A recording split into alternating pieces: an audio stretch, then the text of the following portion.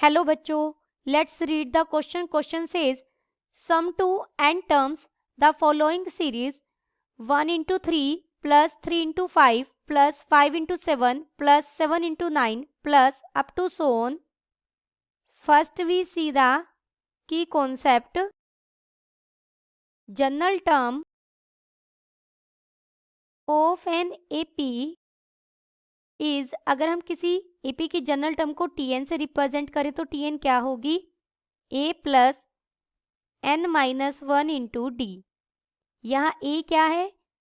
First term and D is the common difference.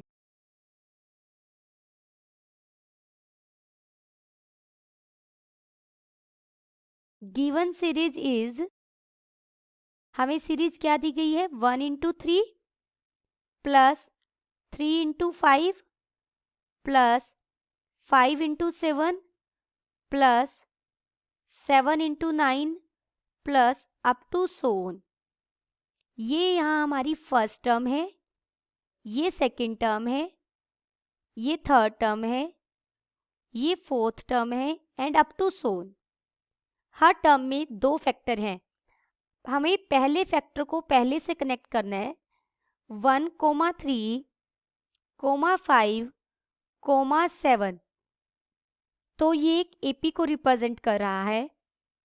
अगर second factor को second से connect करें यानी 3, 5 एक सीक्वेंस बनाए 5, 7, 7, 9, ये भी एक एपी को रिप्रेजेंट कर रहा है. Let Tn denotes the nth term of given series. Therefore Tn क्या होगा? nth term of first AP क्या बनी थी?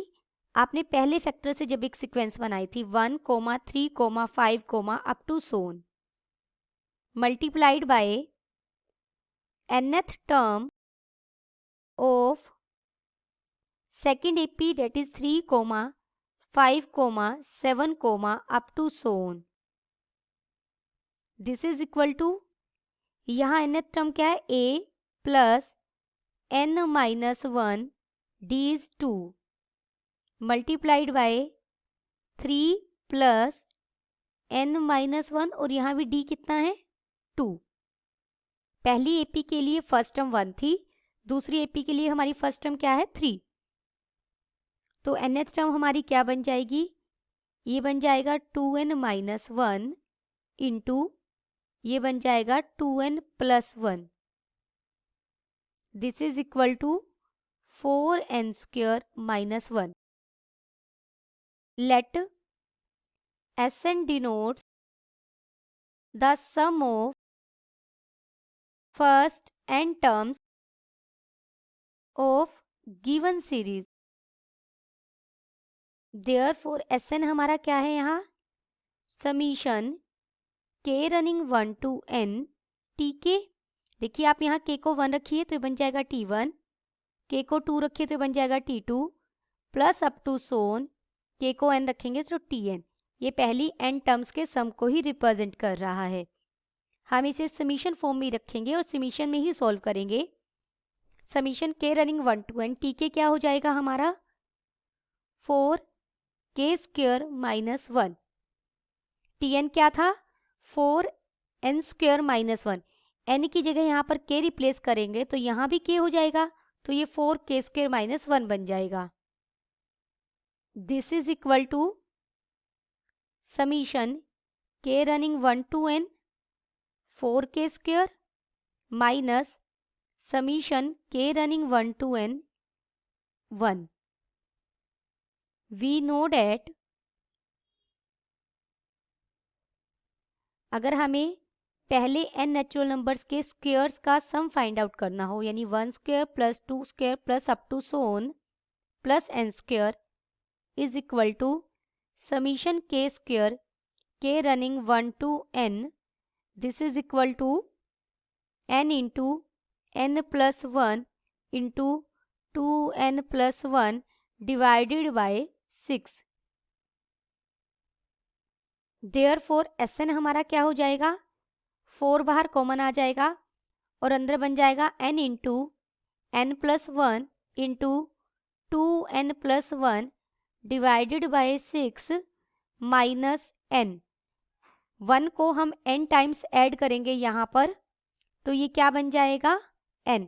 देखिए T1 में भी आएगा 4 माइनस 1, T2 भी बनेगा 4 इंटू 2 का स्क्वेयर माइनस 1, 4 इंटू 3 का स्क्वेयर माइनस 1। तो हर टर्म में माइनस 1 प्रेजेंट है। माइनस 1 कितने टाइम्स ऐड होगा, जितनी टर्म्स को हम ऐड कर रहे हैं। हम n टर्म्स को ऐड कर रहे हैं तो ये माइनस n हो जाएगा।